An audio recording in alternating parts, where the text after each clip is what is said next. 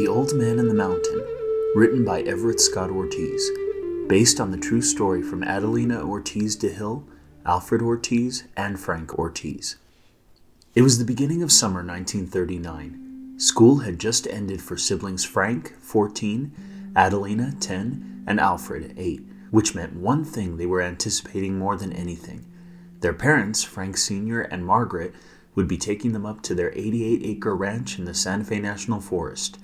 Roaming mountains and miles of evergreen woods abounded on their family's property and the surrounding areas. The siblings, though known by their first names, had endearing nicknames they had each given one another. Frank was Sonny, Adelina was Sister, since she was the only girl of the three. Even their parents called her Sister for the most part. And Alfred was Bobby, for reasons the whole family could never recall, but referred to him as lovingly just the same. Though there was an age gap between the three, with Sister and Bobby being closer in age, when it came time to explore the ranch, the siblings found their common ground. Since their father had purchased the property in 1935, the three had no shortage of places to explore and have all sorts of adventures together. Today would be the first day that a damper would be placed on those adventures for one big reason.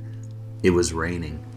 The family had carefully driven up the winding dirt roads in Tasuki to their ranch, which were now threatening to turn to rich mud in the rain. Father had parked as close to the front entrance of their ranch home, the Rock House, so as not to drench the whole family. In spite of the storm, Mother pushed the boys to pull out as much of the lighter luggage as possible. You can leave the trunks in the car until the rain stops.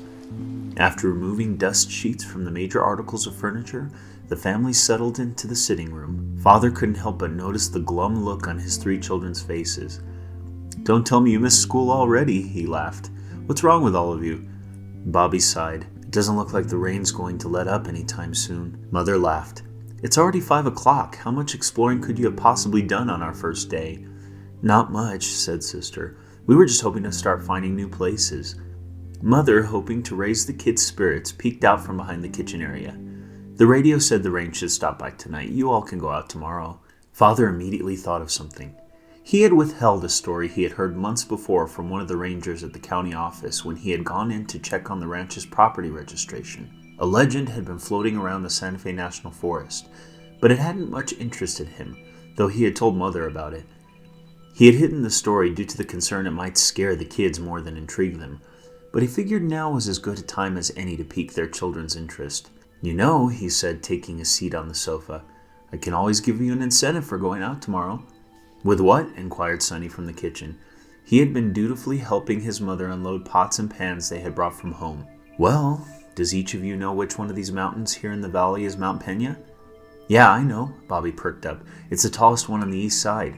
"That's right," said Father, taking a peek out the east-facing window into the gray raining outside. "Now, it's not on our property, but anyone can still go out on the trails. About a year ago, there was a Boy Scout troop in midsummer that had taken a normal camping day to meet up with another troop that would be waiting for them. They hiked all around Mount Pena but couldn't seem to find the other troop. Hours passed and none of the area they were in looked like the scoutmaster remembered it. He feared they might be lost. To make matters worse, it started to get dark. The scoutmaster didn't let the group know of his worry, but he realized, even with their flashlights, it was going to be very dark soon, and it would be very hard to keep looking with the dense forest all around them. He told his boys it would be better if they set up camp now, and that at morning's light they could continue searching for the other troop. Guaranteed the other troop was probably already worried and maybe even looking for them as well. With their sleeping bags laid out, a small fire was lit to keep morale up and to keep out the pitch blackness as best as possible. The scoutmaster could see faces of concern on some of the boys. He tried to mask his own concern as best as possible, but the glowing red and the dancing flames of their little camp was the only light all around them. Even the stars on this forecasted clear night were hidden completely behind the dense pines of the forest. Suddenly things on the trail became very still. No wind blew. No sound was heard. The scouts were asleep, and the master, in spite of his better judgment, felt himself begin to drift off with the dying fire. But it wasn't long before, in the stillness, quiet but rhythmic footsteps sounded in the distance. The scoutmaster sat up in his sleeping bag.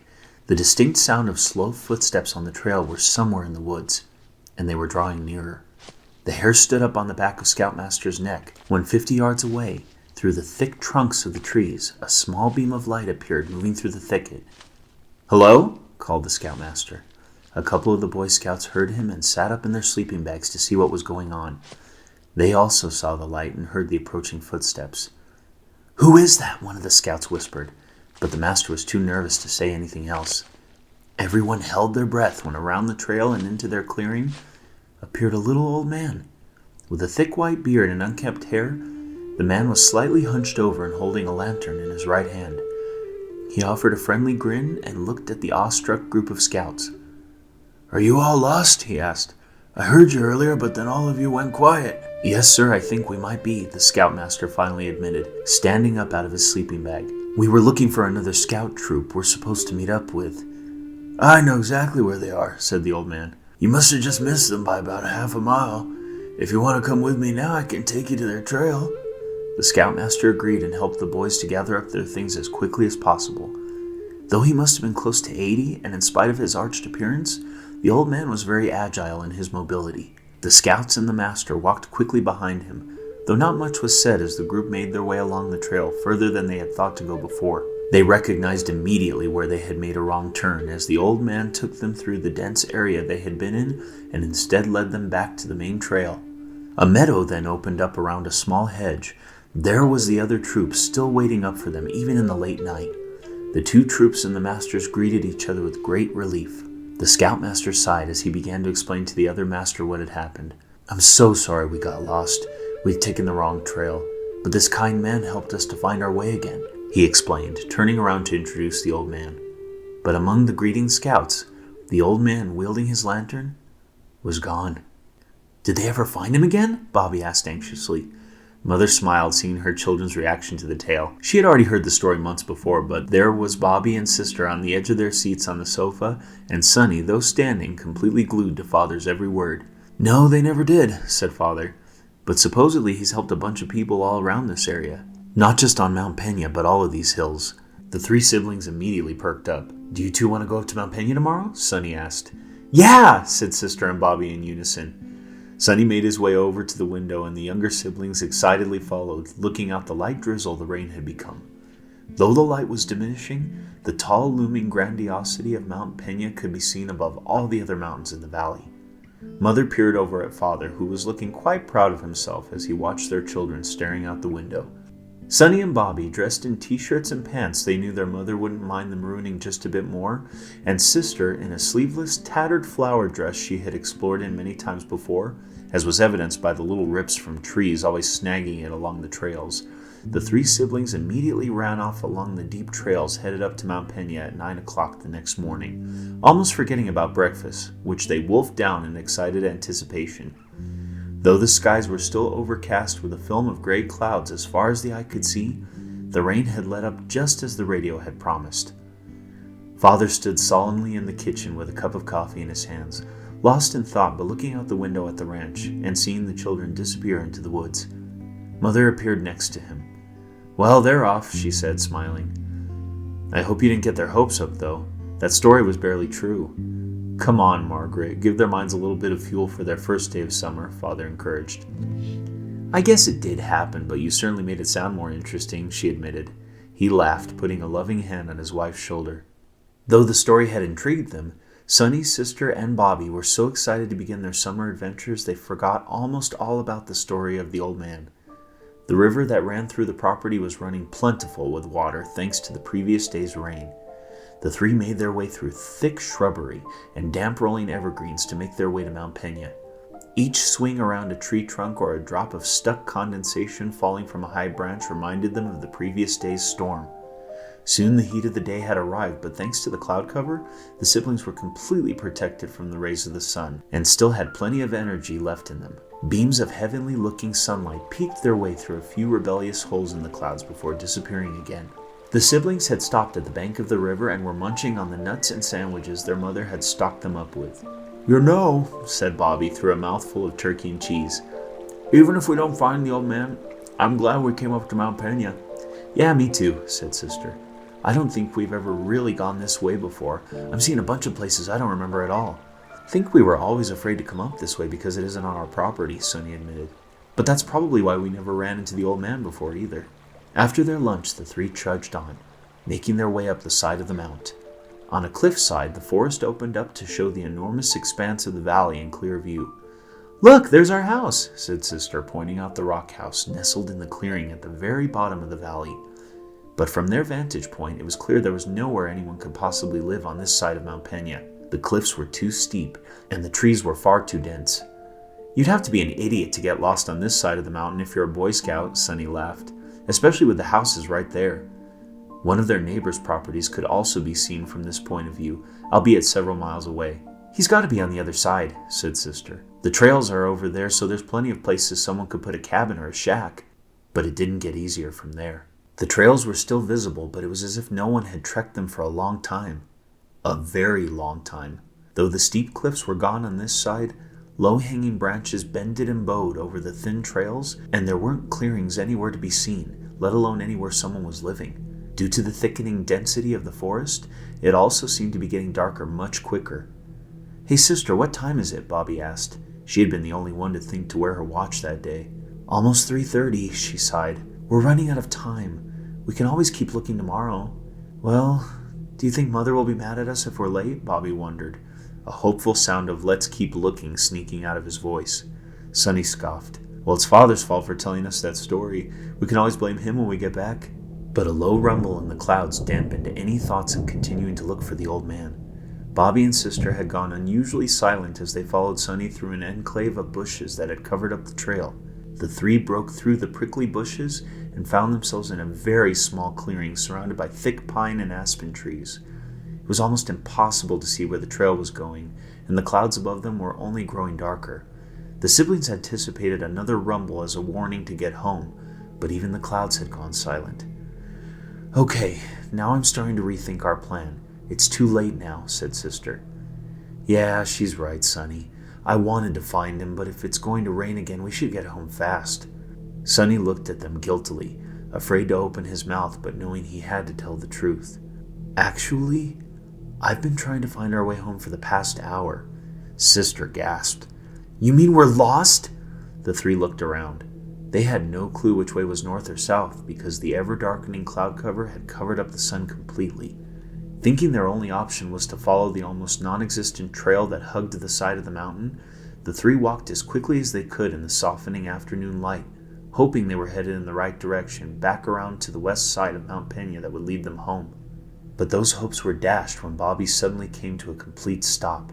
"Uh-oh," he said. "What?" asked Sonny and Sister anxiously. "I just felt a raindrop," he said with wide eyes. Sure enough, the two looked at him. An enormous raindrop had landed right on his forehead, and it was a big one. The sound became immediately evident. The rain was coming, fast. The three started running, but nothing was going to outrun the rain. The downpour began. It was worse than the day before. "Oh no, hurry!" Sister exclaimed, covering her head.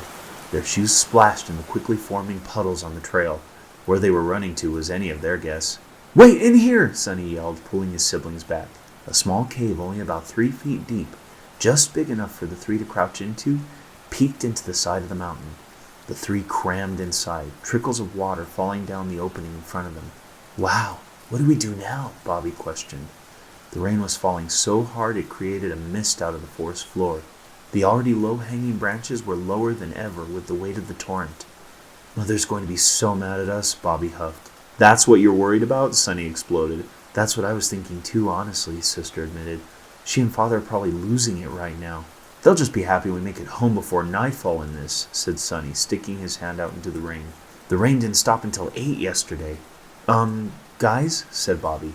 "Stop worrying about Mom and Dad. We'll make it home in a little while," bossed Sonny. "No, not that. Look," Bobby insisted, pointing out into the falling rain. Sister and Sonny squinted through the thick precipitation and sloping branches. Far down the beaten path in the dim daylight, they were barely able to see it. A beam of light shining through the mayhem of the storm. The three looked at each other. "No way," said Sister. "It can't be him, can it?" Bobby asked. "Maybe it's Dad," said Sister. "Dad! Over here!" But the light didn't move. It flickered as if someone were holding a lantern, but it didn't move further away or closer to them. "Maybe he wants us to come to him," Sonny suggested. "We're going to get soaked," Sister complained. "We're already soaked," said Sonny, looking at all their drenched clothes. "It's not going to hurt us to get a little more wet if he's trying to help us." The three steeled themselves as much as they could, then darted out underneath the thick pine trees. Though it wasn't the cave, it also wasn't as much as underneath nothing. The siblings tried their best to stick together, looking ahead of them to make sure the light was in view. No matter how far they followed the luminous beam down the trail, however, they never seemed to get any closer to it. Around another tree, the light suddenly seemed to disappear. "He's not gone, is he?" Sister panicked, rushing in front of the boys. They rounded clusters of thick trunks only for the light to reappear, but still at the same distance it was before. Only now it was moving down a different part of the trail. "There he is, over there!" Bobby exclaimed, leading the way. The three crossed a shallow part of the river, making a shortcut to the other side of the trail, which seemed to open up out of the dense forest and into what looked like more familiar territory to them. But the three weren't even watching the trail anymore. The light was their saving grace, their hope, and they noticed instantly when it began to happen. "Oh no," said Sister, running faster. The boys followed close behind her. "It's starting to fade away." Sure enough, the light hadn't just rounded a different part of the trail like before. It was fading, right before their eyes. "Hello?" she called. "Come back! Please!" But it was gone. Sonny, Sister, and Bobby came to a dead stop, just as the rain had also done, but they had failed to notice. Soaking wet and out of breath, the siblings felt almost more lost than before for a moment, until Sonny spoke up. "Look," he said, amazement in his voice. He pointed slightly upwards between Sister and Bobby to get their attention. "He led us home."